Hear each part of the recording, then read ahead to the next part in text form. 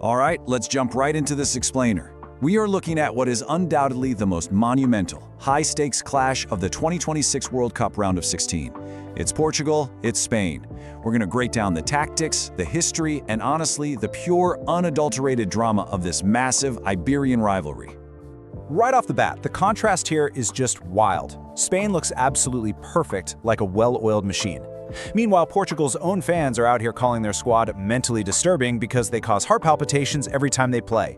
But listen, if you think this is just a guaranteed, easy win for Spain, you are totally missing the brilliant, calculated trap that Roberto Martinez is setting up. This isn't a simple David vs. Goliath story, not by a long shot. And that brings us to our first surprising fact of the day: 0. That's it. That is the exact number of goals Spain has conceded in their 4 games so far in this 2026 tournament. They aren't just winning matches, they are literally suffocating opponents. Defensively, they're an absolute fortress right now. Section 1. The Iberian World Cup clash. So, why does this specific matchup matter so much to everyone watching? Well, you have to look at the history, because it's not just about geography. The winner here likely becomes the absolute favorite to lift the whole World Cup trophy. You guys remember the 2018 World Cup, right? It was pure chaos, a wild 3-3 draw. And here's our second surprising fact. Cristiano Ronaldo scored a legendary hat-trick in that exact match just to save Portugal. But look, forget 2018.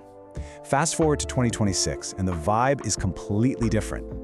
We are looking at a tense, incredibly tight chess match where a single mistake is going to be fatal. And the environment for this chess match? Fascinating. We're at AT&T Stadium in Texas, which brings us to surprising fact number 3. It is going to be a blistering 110 degrees outside in Texas. But guess what? It won't matter one bit. They're playing indoors. That means a fast, climate-controlled artificial surface. And who does a slick, perfectly fast track benefit the most? It acts as a massive speed boost for Portugal's explosive counterattacks, giving them a huge environmental edge. Section 2. Unlocking the tactical war. Because this match will truly be won or lost right on the touchline. It's Spain's rhythmic, possession-based style going head-to-head with Roberto Martinez's calculated unpredictability. Martinez is using a strict horses-for-courses strategy here. He's not just rolling out his biggest names, he's picking very specific tools for very specific jobs to bypass that world-class Spanish defense. He knows he needs to target their fullbacks, so he starts Rafael Leao and Pedro Neto for just pure raw pace. He's going to tell his guys to defend deep, invite Spain to push up, and then boom, spring fast, vertical counterattacks. Let's actually visualize the pitch for a second to see exactly how this trap works. Step 1. Spain pushes their entire formation high, right? They're suffocating the middle of the park with all that passing. Step 2. To maintain width, the Spanish left back Marc Cucurella commits way forward to join the attack. And step 3. The split second Portugal wins the ball back, Rafael Leao sprints into that massive, empty space Cucurella just vacated. That specific patch of grass is exactly where Portugal will try to break Spain's structure.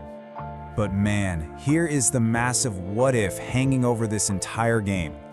What if Martinez overthinks the sheer magnitude of this rivalry? He kind of has a history of tinkering too much in huge games, and the psychological pressure is off the charts. If he panics against the Spanish machine and abandons this tactical trap just to play the famous names on the back of the shirts, he could totally sabotage his own squad. Section 3. Key battles deciding the match. Let's zoom in on the gladiatorial showdowns that will actually settle this. Assuming the tactics hold up, it comes down to these 1v1 duels. First up, the midfield cage. You've got Spain's Rodri and Pedri going toe-to-toe with Portugal's Vitinha and Neves. Whoever controls the ball in there completely dictates the tempo. Next is the flank war. Spain's explosive teenager Lamine Yamal taking on Nuno Mendes. If Mendes gets skinned out there, Portugal is in deep trouble. Finally, the X factor. Spain relies on their flawless, cohesive system. Portugal, they rely on individual brilliance, specifically from one guy, Bruno Fernandes. Which brings us right to the Bruno Fernandes dilemma. Is he a master playmaker or kind of a liability in a game like this? In Portugal's last match, Martinez actually pulled Bruno off early in the second half, and it sent absolute shockwaves through the fan base. Is he the key to finding space between those tight Spanish lines, or does he make the attack too predictable? If he gets subbed early again today, it completely changes Portugal's whole identity on the pitch. Section 4. Strengths, weaknesses, and glitches. Let's pull back and look at where the armor actually cracks for both of these heavyweights. Spain's greatest strength, without a doubt, is their suffocating possession. But their glitch? They are incredibly susceptible to fast counterattacks, which, wouldn't you know it, is exactly Portugal's greatest strength: explosive transition speed. But Portugal's glitch is that they are mentally volatile. If things start going wrong, they tend to panic. And look at the bench depth. Spain brings on plug-and-play replacements who just keep the machine humming. Portugal, they bring on chaotic, game-changing wildcards who can flip the entire script in 5 seconds. So what actually happens when these two clashing systems collide? Well, here is surprising fact number 4, and it hits us right in the math. Look at the expected goals, or XG.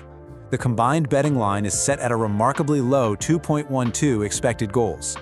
Bookmakers are mathematically proving why this is going to be an absolute defensive grind. Nobody is expecting a blowout here. They are bracing for a trench war. Section 5, the final score prediction. Taking all of this incredible data and tactical history into account, how does this actually play out? Before I give you the final score, I'm laying down 3 absolutely bold predictions based on everything we just analyzed. First, Spain is going to dominate the ball with over 65% possession, and honestly, Portugal will gladly let them have it. Second, a major Portuguese star, likely Bruno or maybe even Ronaldo, is going to be shockingly subbed off before the 70th minute just to inject some raw pace into the game. And third, Spain's flawless 0-goal defensive streak, it finally ends tonight. Portugal is finding the back of the net. But ultimately, it all comes down to the managers. And here is a hot take for you. I predict Portugal's manager will end up being his own team's biggest obstacle. Martinez is going to overthink this rivalry. He'll be up for 4 straight nights staring at his tactics board. Meanwhile, Spain, they won't change a single thing. Their perfect machine will just keep rolling because they trust the system way more than the emotion of the derby. And because of that intense tactical gridlock, we get to our 5th and final surprising fact. Recent history heavily points to this match going well beyond 90 minutes. Just think back to the 2023 Nations League final between these exact 2 teams. It went all the way to penalty kicks. They are so evenly matched that they almost always force each other into this exhausting 110-minute extra time trend. So here is the highly specific, incredibly dramatic final prediction for this explainer. At the end of 90 minutes, it's going to be a 2-2 draw. It'll be this tense, tactical stalemate that just suddenly breaks wide open once Spain's high press starts to fatigue. But once we hit extra time, Spain's superior plug-and-play bench depth is going to overwhelm an absolutely exhausted Portuguese squad. I've got Spain winning it 4-2 in extra time to advance to the quarterfinals. But hey, in a knockout match with this much world-class star power on the pitch, literally anything can happen. So I want to hear from you guys. Who do you think will win, Portugal or Spain? Drop your own score predictions down in the comments. Let's debate these tactics. And hey, don't forget to subscribe for more deep dive explainers just like